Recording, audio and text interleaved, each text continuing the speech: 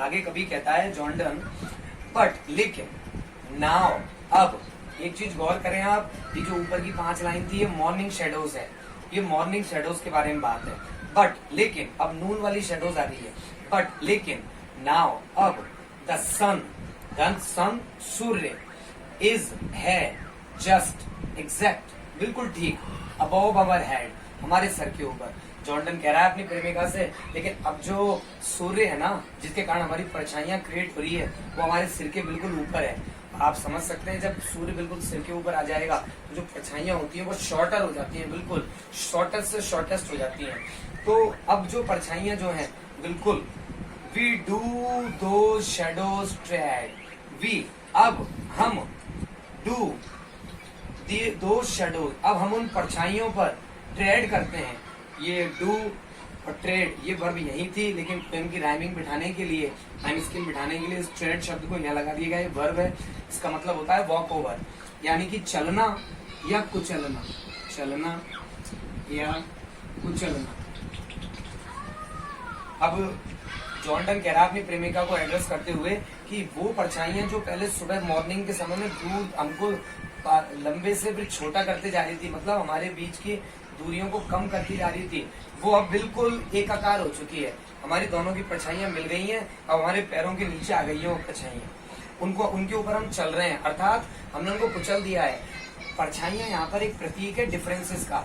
अगर दो परछाइयां जब तक दिख रही थी तो इसका अर्थ ये था कि वो दो हैं, लेकिन अब परछाइयां एक हो चुकी है यहाँ पर, क्योंकि परछाइयां 12 बजे बिल्कुल नीचे आ चुकी हैं, तो वो एक हो चुकी हैं, यहाँ पर एकाकार हो चुकी हैं, एकाकार हो चुकी हैं। इस संदर्भ में हम एक शिव पुराण से कथा का वर्णन देख सकते हैं छोटा सा, कि एक बार भगवान शिव ने नंदीश्वर को, नंदीदेव को कहा कि आप जाओ अपने पिता की सेवा करो। उनको भान हुआ कि इनके पिता बड़े अस्वस्थ हैं, तो वो नंदीश्वर ने मना कर दिया, क्योंकि वो भगवान शिव को अपना सर्वस्व मानते थे, उन्होंने मना कर दिया। मना कर दिया तो भगवान शिव साक्षात स्वयं कैलाश पर्वत को छोड़ करके नंदी जी के पिता के यहाँ पहुंच गए और नंदी का रूप धारण करके उनके पैरों को दबाने लगे, उनकी सेवा करने लगे।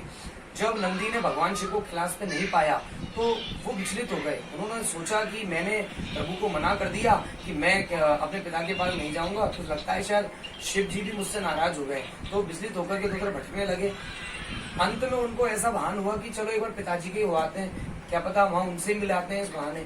जब वो वहां गए तो नंदीश्वर जी देखते हैं कि नंदीश्वर जी ने ये देखा कि वो दरवाजे पे खड़े हुए हैं और अंदर तो पहले से एक नंदी जी उनके पिता के पैर दबा रहे हैं। लेकिन जैसे ही नंदी जी वहां पहुंचते हैं तो पहले तो उनको अंदर नंदी जी का ही रूप नजर आया, लेकिन तुरंत भगवान शिव अपने रूप में प्रकट हो गए और पैर दबाते हुए की स्थिति में।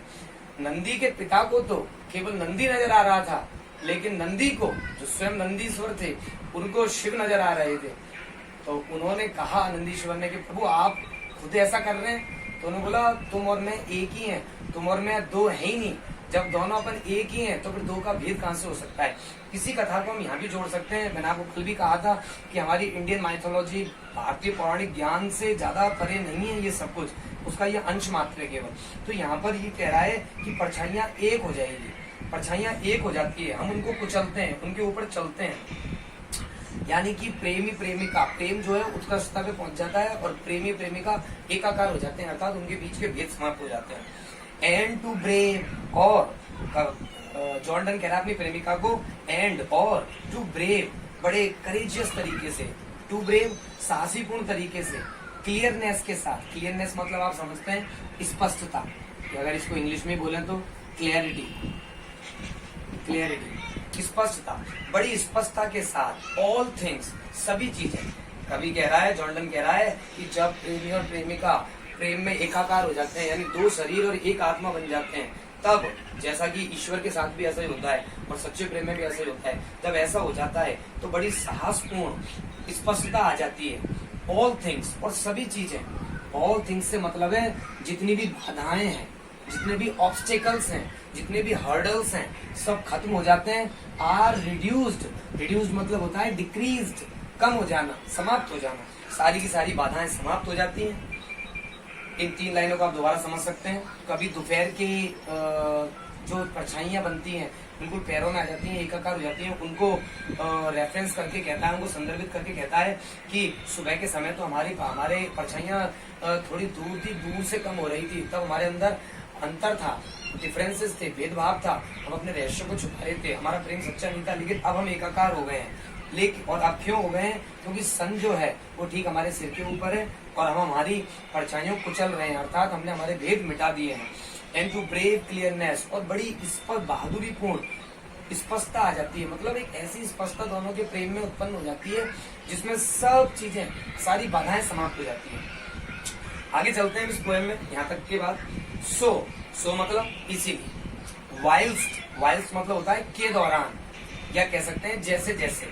जॉर्डन कहता है इसीलिए वाइल्स्ट इस क्रिया के दौरान, यानी हमारा प्रेम जब शुरू से प्रारंभ होकर पारवान चढ़ रहा है उस दौरान, यानी जैसे जैसे अवर इन्फेंट लव्स, इन्फेंट कहते हैं शिशु को, अ वेरी यंग चाइल्ड, लेकिन यहाँ पर इन्फेंट का मतलब है इनिशियल, इन्फेंट का मतलब यहाँ पर आता है इनिशियल, यानी कि स्टार्टिंग, बिगिनिंग। हमारा जो प्रारंभिक प्रेम है डिड ग्रो, वो बढ़ा। पहले तो कवि कह रहा है कि जब जैसे जैसे हमारा प्रारंभिक प्रेम, यानी हमारा जब प्रेम स्टार्ट हुआ था और धीरे धीरे जैसे जैसे बढ़ता गया, उस समय डिस्गाइजेस मतलब है सारे के सारे जो कंफ्यूजन थे वो समाप्त हो गए, सारे के सारे समाप्त हो गए। एंड शेडोज, और जो परछाइयां थी, परछाइयां डिफरेंसेस को बताती है, इस पोएम के अंदर परछाइयां डिफरेंसेस का प्रतीक है, और जो परछाइयां थी वो भी सब समाप्त हो गई। फ्लो मतलब ऐसे होता है बहना, फ्रॉम अस हमारे पास से चली गई, अर्थात कभी कह रहा है जैसे जैसे हमारा प्रारंभिक प्रेम बढ़ा, जैसे जैसे सूर्य की रोशनी में 12 बजे का जब समय आता है तो परछाइयां एकाकार हो जाती है, ऐसे हमारा प्रेम क्या है उत्कृष्टता पर पहुंचा, चरम बिंदु पर पहुंचा, तो वैसे ही हमारे अंतर या मतभेद सब समाप्त हो गए। एंड और आवर केयर्स, और हमारी सारी केयर समाप्त हो गई। केयर्स का मतलब है वरीज, यानी कि चिंताएं, हमारी सारी चिंताएं समाप्त हो गई। बट लेकिन नाउ, अब ये कॉमा लगा के आई गायब किया हुआ है, ये है इट इज, तो फिर इसको पढ़ेंगे, वही लिखा हुआ प्रिंट में ऐसा आएगा, इट इज नॉट सो, लेकिन अब ऐसा नहीं है। अर्थात कवि कह रहा है, जॉर्डन कह रहा है कि हमारा प्रेम प्रारंभ में अच्छी अवस्था में था, शुद्ध था, सात्विक था, और धीरे धीरे अच्छे बिंदु की तरफ बढ़ रहा था। 12 बजे या नून में, दोपहर में वो अपने चरम पर पहुंचा। उसके बाद में मुख्य बिंदु ये आता है कि जब प्रेम अपना पारवान चढ़ जाता है, उत्कर्ष बिंदु पर पहुंच जाता है, टॉपेस्ट पॉइंट पर पहुंच जाता है, उस समय उसकी सैंक्टिटी को, पवित्रता को बनाए रखना बहुत आवश्यक होता है। बट लेकिन नाउ, अब इट्स नॉट सो, लेकिन अब ऐसा नहीं है।